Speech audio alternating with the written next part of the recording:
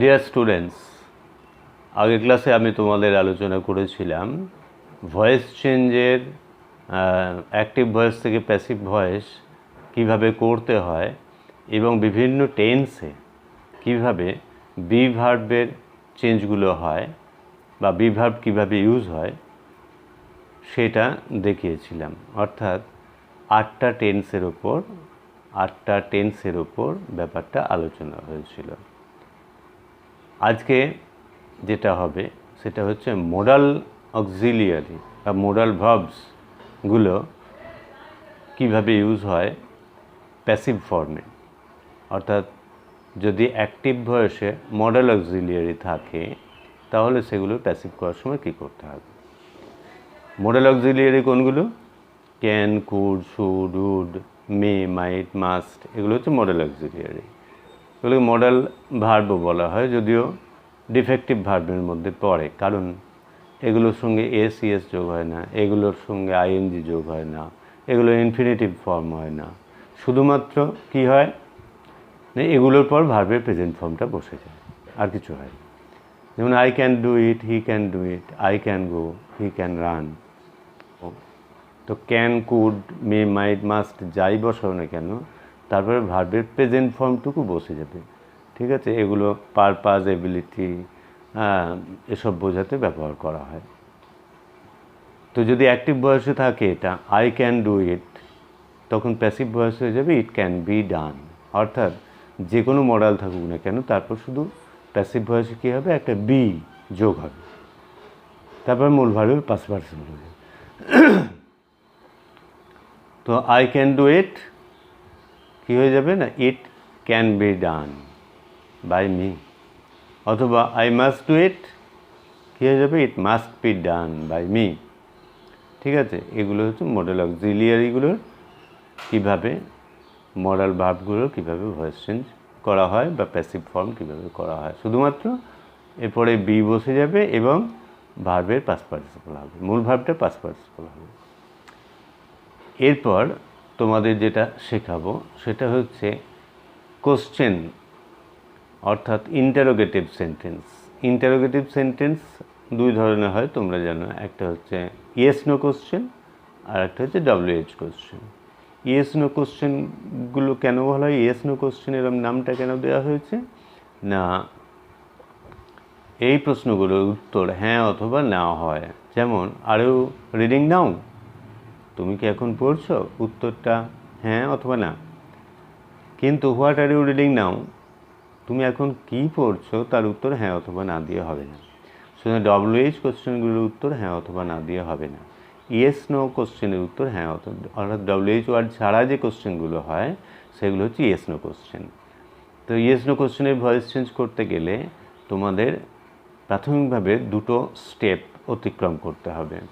একটা হচ্ছে প্রথমে ইন্টারোগেটিভ সেন্টেন্সটাকে অ্যাসার্টিভ সেন্টেন্সে পরিণত করবে, অ্যাসার্টিভ সেন্টেন্সটার ভয়েস চেঞ্জ করবে এবং ফাইনালি সেইটাকে আবার ইন্টারোগেটিভ কনস্ট্রাকশনে ট্রান্সফার করতে হবে।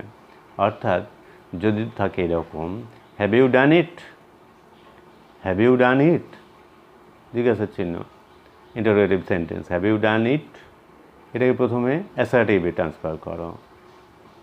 কী হবে অ্যাসার্টিভে? You have done it, you have done it, full stop. মানে ইউ হ্যাভ ডান ইট এটা প্যাসিভ ফর্মে নিয়ে আসতে হবে। প্যাসিভ ফর্মে কী হবে? It has been done by you, it has been done by you. ঠিক আছে?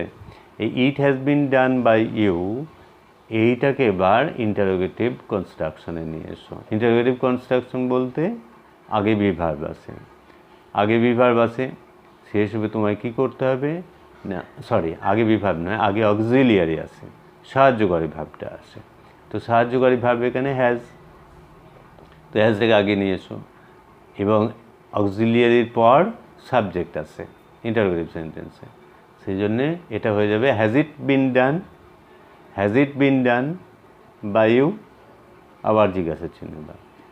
এই has it been done by you এটা হচ্ছে প্যাসিভ ফর্ম। কোনটার passive form? Have you done it, এই ইন্টারোগেটিভ সেন্টেন্সটা প্যাসিভ ফর্ম হচ্ছে has it been done by you.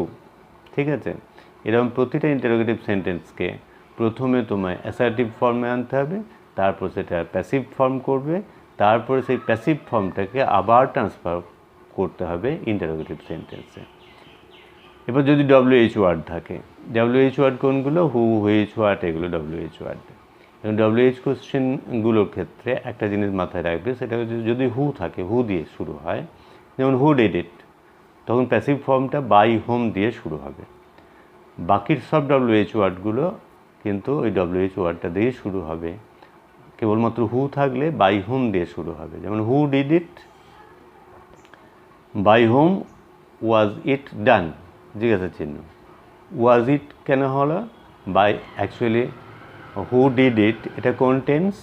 ডিডটা simple past tense. Simple past টেন্সে কী করা হয়? বিভার্ব ওয়াজ বা ওয়্যার, ওয়াজ বা ওয়্যার। তাহলে হু ডিড ইট এটাকে যখন প্যাসিভ করবে তখন who, by whom was it done, by whom was it done, জিজ্ঞাসা চিহ্ন পেলে।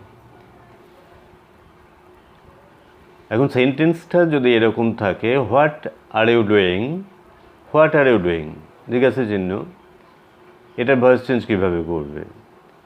এখন এখানে বাই হোয়াট এরকম হবে না, হুয়ের ক্ষেত্রে বাই হোম হচ্ছিল, কিন্তু এখানে হোয়াটটা হোয়াটই থেকে যাবে, প্যাসিভেও হোয়াট থাকবে। তো এক্ষেত্রে তোমাদের বোঝার সুবিধার্থে যেটা করতে হবে সেটা হচ্ছে এটার মোটামুটি একটা অ্যাসার্টিভ ফর্ম নিয়ে যেতে হবে। অর্থাৎ হোয়াট আর ইউ ডুইং এটাকে তুমি লিখলে you are doing what, you are doing what. এরপর পরের ধাপটায় তুমি নিয়ে চলে এসো হোয়াটটাকে একদম সামনে, অর্থাৎ সাবজেক্টের জায়গায়। হোয়াট কোন টেন্সে আছে? হোয়াট আর ইউ ডুইং, এটা কোন টেন্স? এটা হচ্ছে present continuous tense. Present continuous টেন্সে বি ভার্ব কীভাবে বসে? ইজ বিইং, আর বিইং অথবা অ্যাম বিইং। তাহলে এটা কী হবে? What is being, what is being, তারপর মূল ভার্বটা past participle, what is being done by you. তাহলে এটা প্যাসিভ ফর্মটা কী দাঁড়ালো? হোয়াট আর ইউ ডুইং এর প্যাসিভ ফর্ম কী দাঁড়ালো? What is being done by you, what is being done by you, জিজ্ঞাসা চিহ্ন। ঠিক আছে, এইভাবে তোমরা ইন্টারোগেটিভ সেন্টেন্সগুলোকে প্যাসিভ ফর্মে নিয়ে আসার চেষ্টা করবে। অনেকগুলো sentence, WH question, yes no question, অনেকগুলো একসঙ্গে পরপর প্র্যাকটিস করতে থাকো, তাহলে ব্যাপারটা মাথায় এসে যাবে, খুব একটা অসুবিধা হবে না। এরপরে আর যেটা ব্যাপার থাকে সেটা হচ্ছে রিটেইনড অবজেক্ট। রিটেইনড অবজেক্ট কি, কাকে বলে বা কি? একটা ট্রানজিটিভ ভার্ব যখন দুটো অবজেক্ট নেয় তখন প্যাসিভ ফর্ম করার সময় কি করা হয়? একটা অবজেক্টকে সাবজেক্ট করা হয় আর একটা অবজেক্ট প্যাসিভেও অবজেক্ট থেকে যায়। যে অবজেক্টটা অ্যাক্টিভেও অবজেক্ট এবং প্যাসিভেও অবজেক্ট থেকে গেল সেই অবজেক্টটাকে রিটেইন অবজেক্ট বলে। যেমন ধরো, he gave me a pencil, he gave me a pencil, he gave me a pencil. এখন এই সেন্টেন্সটা দেখো, গেভটা মূল ভার্ব, এই গেভ ভার্বটা দুটো অবজেক্ট নিয়েছে। একটা হচ্ছে সে আমাকে কি দিয়েছিল, কি দিয়েছিল? একটি পেন্সিল, এ পেন্সিল। কাকে দিয়েছিল? আমাকে। তাহলে দুটো অবজেক্ট, এই ভার্ব গেভ ভার্বটা দুটো অবজেক্ট। এখন ভয়েস চেঞ্জ করার সময় তুমি যে কোনো একটা অবজেক্টকে সাবজেক্ট করবে, যে কোনো একটা অবজেক্টকে, এতে কোনো অসুবিধে নেই। সেক্ষেত্রে ধরো তুমি মিটাকে সাবজেক্ট করলে, মিটা সাবজেক্ট করলে কি হবে? আই, মেয়ের সাবজেক্ট ফর্ম হচ্ছে আই, তাহলে আই বসালে। এরপর গেভ আছে, গেভটা কোন tense? Simple past tense. Simple past টেন্সে বি ভার্ব ওয়াজ ওয়্যার। তাহলে কি বসিয়েছো? আই। আই এর পর ওয়াজ হবে না ওয়্যার হবে? I was. আই ওয়াজ, তারপরে মূল ভার্বের পাস্ট পার্টিসিপল। মূল ভার্ব কি? গেভ বা গিভ। মূল ভার্বের পাস্ট পার্টিসিপল গিভেন, তাহলে I was given. I was given a pen by him. By him, তাহলে অ্যাক্টিভ ভয়েসও এ পেন ওই জায়গাতেই রয়েছে, প্যাসিভ ভয়েসেও সেটা অবজেক্টই থেকে গেল। ঠিক আছে, অ্যাক্টিভ ভয়েসেও অবজেক্ট, প্যাসিভ ভয়েসেও অবজেক্ট থেকে গেল। তাহলে যে অবজেক্টটা থেকে গেল সেই অবজেক্টটাকে বলা হয় রিটেইনড অবজেক্ট। ঠিক আছে, এক্ষেত্রে এই ট্রানজিটিভ ভার্বগুলো ভয়েস চেঞ্জ করার সময় একটু খেয়াল রাখবে যে দুটো অবজেক্টের মধ্যে যে অবজেক্টটাকে সাবজেক্ট করলে বাকি যে অবজেক্টটা পড়ে রইল সেটা প্যাসিভ ভয়েসও অবজেক্টে থেকে যাবে। এরপর কমপ্লেক্স সেন্টেন্স যদি হয় তার ভয়েস চেঞ্জ কী করে করবে? এখন খুব মাথায় রাখবে, কমপ্লেক্স সেন্টেন্সে যতগুলো ক্লজ থাকবে সব কটা ক্লজেরই ভয়েস চেঞ্জ করতে হবে ইফ পসিবল। অর্থাৎ সব কটা ক্লজেই যদি ট্রানজিটিভ ভার্ব থাকে, অর্থাৎ সবকটা ক্লজেই যদি অবজেক্ট থাকে তাহলে সবকটা ক্লজেরই ভয়েস চেঞ্জ হবে। যেমন ধরো, I know that he did it. I know that he did it. I know একটা clause, principal clause. That he did it, এই হি ডিড ইট এটা হচ্ছে subordinate clause. That he did it এর subordinate clause. এখন এই দুটো ক্লজেরই voice change করতে হবে। একবার আই নোটার ভয়েস চেঞ্জ করতে হবে। আই নোর ভয়েস চেঞ্জ কী হবে? It is known to me. It is known to me that he did it, এটার ভয়েস চেঞ্জ কী হবে? It was done by him. It was done by him. তাহলে I know that he did it, এটার voice change কী হবে? It is known to me that it was done by him.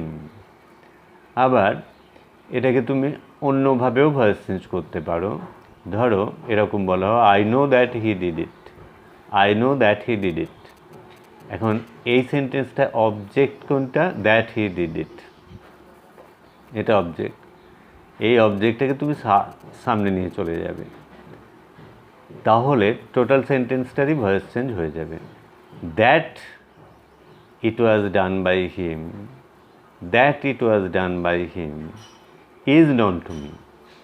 That it was done by him is known to me, এটাও একটা voice change করার পথ। তো এরকম যখন করা হলো তখন দুটো ক্লজেরই ভয়েস চেঞ্জ হলো। ঠিক আছে, আবার যেহেতু এটা অবজেক্টের কাজ করছে, এটা সাবজেক্টের জায়গা নিয়ে চলে এলো। একটা ক্লজটাই, এটা noun clause, that he did it এটা নাউন ক্লজ। এখন নাউন ক্লজটাকে তুমি সাবজেক্টের জায়গায় নিয়ে গেলে প্যাসিভ ভয়েসে। যদি বলা হয় that he did it is known to me, হবে না, বলতে হবে that it was done by him is known to me, অর্থাৎ দুটো ক্লজেরই ভয়েস চেঞ্জ করা হলো। এরপর কিছু কিছু ক্ষেত্রে দেখা যায়, যেমন রিফ্লেক্সিভ অবজেক্ট যেগুলো, অর্থাৎ একটা রিফ্লেক্সিভ প্রোনাউন থাকবে, যেমন হি কিল্ড হিমসেলফ। হি কিল্ড হিমসেলফ, এই সেন্টেন্সে দেখো হিমসেলফ সেন্টেন্সের অবজেক্টের জায়গায় রয়েছে, অর্থাৎ অবজেক্ট যেটা সেটা কিন্তু সাবজেক্টকেই বোঝাচ্ছে। হি কিল্ড হিমসেলফ, এইটাকে বলা হয় রিফ্লেক্সিভ অবজেক্ট। তো এই ক্ষেত্রে ভয়েস চেঞ্জ প্যাসিভ ফর্মে আসবে না। এটা প্যাসিভ ফর্ম করলে সেটা গ্রামাটিক্যালি গুড সেন্টেন্স হবে না। অর্থাৎ এটার ভয়েস চেঞ্জ করলে হবে he killed himself, voice change করলে হবে himself was killed by him. Himself was killed by him. এই ধরনের কনস্ট্রাকশন, এই ধরনের সেন্টেন্সগুলোর ভয়েস চেঞ্জ করবে না, বা করলেও সেটা খুব একটা ভালো সেন্টেন্স হবে না। তাই এগুলো অ্যাক্টিভ ফর্মটাই ইউজ করা হয়। হি কিল্ড হিমসেলফ এটা বলাই ভালো, himself was killed by him এটা গ্রামাটিক্যালি ভালো সেন্টেন্স নয়। ঠিক আছে, এই অবধিই আজকের ক্লাস। খুব ভালো করে ফলো করবে, খুব ভালো বারবার শুনবে, তাহলে ভয়েস চেঞ্জটা ক্লিয়ার হবে। খুব ইম্পর্ট্যান্ট একটা চ্যাপ্টার, ইম্পর্ট্যান্ট একটা জিনিস ভয়েস চেঞ্জ, যেটা না জানলে লেখা, ইংরেজি লেখা এবং বলার ক্ষেত্রে খুবই অসুবিধে পড়তে হবে। তাই এই অ্যাক্টিভ এবং প্যাসিভ কনস্ট্রাকশন খুব ভালোভাবে প্র্যাকটিস করবে, ঠিক আছে। আর যদি কোনো অসুবিধা হয় অবশ্যই আমাকে প্রশ্ন করবে ইনবক্সে।